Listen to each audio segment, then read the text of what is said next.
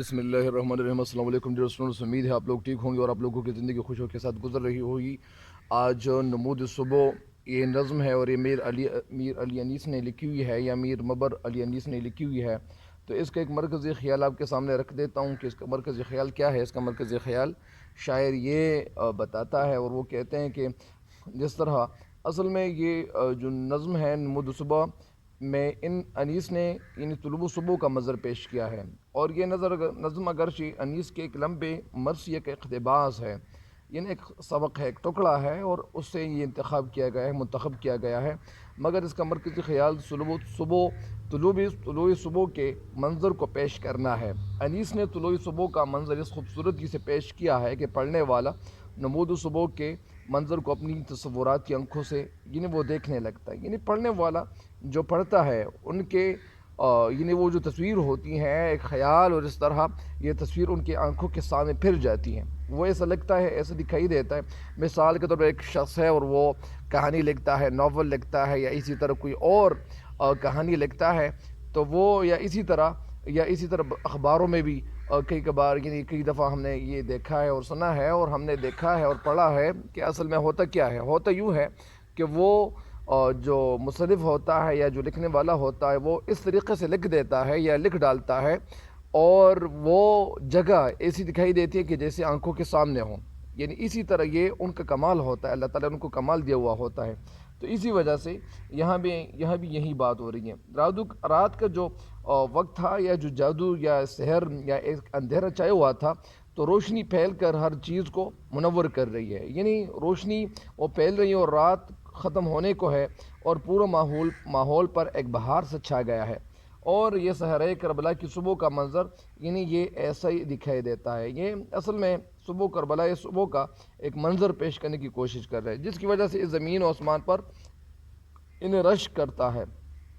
تو یہ رشک کیا ہے؟ یہ رشک یہ حسد کا الٹ ہے۔ ابھی تشریح کی طرف بڑھتے ہیں، لیکن سب سے پہلے میر ببر علی انیس ان کی ولادت کب ہوئی تھی؟ 1801 اور وفات 1801، ولادت 1801، وفات 1874، اور یہ اصل میں فیض آباد میں پیدا ہوئے تھے ہندوستان میں، اور شاعری کا جو فن تھا انہیں ورثے میں ملا تھا، تو یعنی پراپرٹی میں ان کو ملا تھا۔ ابھی اس بند کی تشریح کی طرف لیے چلتا ہوں آپ لوگوں کو، اور میرے چینل کو سبسکرائب ضرور کریں اور اس چینل کے لنکس کو بھی اپنے دوستوں کے ساتھ ضرور شیئر کریں، ٹھیک ہے؟ تو یہ بڑھتے ہیں۔ طے کر چکا جو منزلی شب کاروان صبح، ہونے لگا افق سے ہویدا نشانی صبح، گردو تھا کوچ کرنے لگے اختران صبح، ہر سو ہوئی بلند صدائے آذان صبح، پنہا نظر سے روئے شب تار ہو گیا، عالم تمام مطلع انوار ہو گیا۔ طے کر چکا یعنی سفر کرنے لگا، سفر کر چکا، مکمل کر چکا۔ منزل شبو، منزل شب، منزل کے معنی منزل ہے، شب یعنی رات، کاروان کے معنی ہے قافلہ، صبح کا قافلہ، ہونے لگا افق سے۔ افق کسے کہتے ہیں؟ افق کے معنی اصل میں آسمان ہے۔ افق کے کیا معنی ہے؟ آسمان۔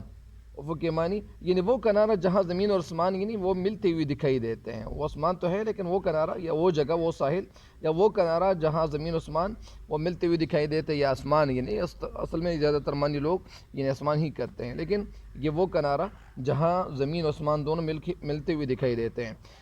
ہویدا کے کیا معنی ہے؟ ہویدا کے معنی ہے ظاہر ہونا۔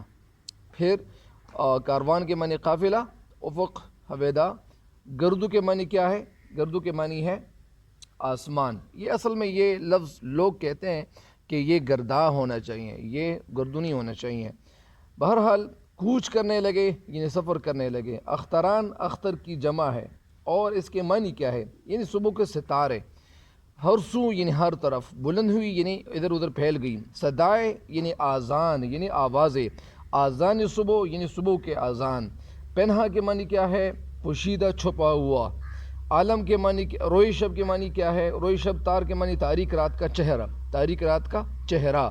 عالم دنیا کو کہتے ہیں اور عوالم جمع ہے دنیائیں۔ مطلع کے معنی کیا ہے؟ مطلع کے معنی طلوع ہونا، لیکن یہاں مطلع انوار کے معنی کیا ہے؟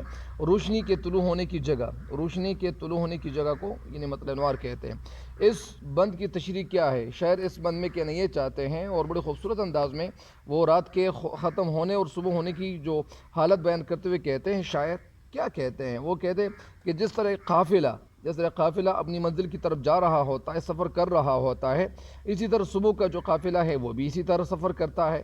اور پھر یعنی ایک جگہ یعنی سامان رکھنے کی جگہ ہوتی ہے اور مسافر تھک جاتے ہیں تو پھر وہ ایک جگہ آرام کرتے ہیں، ایک جگہ ٹھہرتے ہیں، اور پھر جب رات کے پڑاؤ سے وہ آگے نکل چکا یا اسی طرح پڑاؤ، اس جگہ کو کہتے ہیں جہاں قافلے والے رکتے یا آرام کرتے ہیں، یا صبح ہونے پر وہ پھر کیا کہتے ہیں؟ وہ کہتے ہیں کہ ہم یہاں آرام کریں گے، اور یہ آرام کی جگہ وہ زیادہ تھک جاتے ہیں تو تھکن کی وجہ سے وہ آگے چل نہیں سکتے، تو جب وہ آرام کرتے ہیں آرام کرنے کی جگہ کو کہتے ہیں۔ زمین اور آسمان پھر کیا ہوتے ہیں؟ یعنی زمین اور آسمان ملتے ہوئے دکھائی دیتے ہیں۔ زمین اور آسمان کیا ہوتے ہیں؟ یعنی وہ ملتے ہوئے دکھائی دیتے ہیں، اور یا ملتے ہوئے دکھائی دینے والی جگہ جہاں نکلنے کی نشانیاں ضرور ہونے لگی۔ مطلب اس کا یہ ہے کہ صبح کے ستارے ایک ایک کر کے وہ آسمان سے رخصت ہونے لگے، اور ہر طرف اللہ اکبر کی صدائیں بلند ہونے لگی، اور ہر طرف اذانیں ہونے لگی، گویا صبح کی نماز کے لیے لوگ تیاری کرنے لگے، اور مسجدوں کی طرف یعنی بڑے بوڑھے اور بڑے اسی طرح بچے، وہ سارے جتنے بچے تھے یا اسی طرح بڑی عمر والے یا اسی طرح یہ سارے لوگ یعنی کہاں جانے لگے؟ مسجد کی طرف جانے لگے، نماز پڑھنے کے لیے جانے لگے، اور اندھیری رات کا جو چہرہ تھا وہ نظروں سے غائب ہو گیا، اور ساری دنیا روشنیوں کی ایک اماجگاہ بن گئی۔ مطلب یعنی ساری دنیا میں روشنیاں پھیل گئی۔ تو اس بند کی تشریح مکمل ہو گئی، مجھے امید ہے اس بند سے آپ تشریح ضرور اس تشریح سے آپ ضرور استفادہ کرو گے۔ تب تک کے لیے اجازت چاہتا ہوں، اللہ نگہبان۔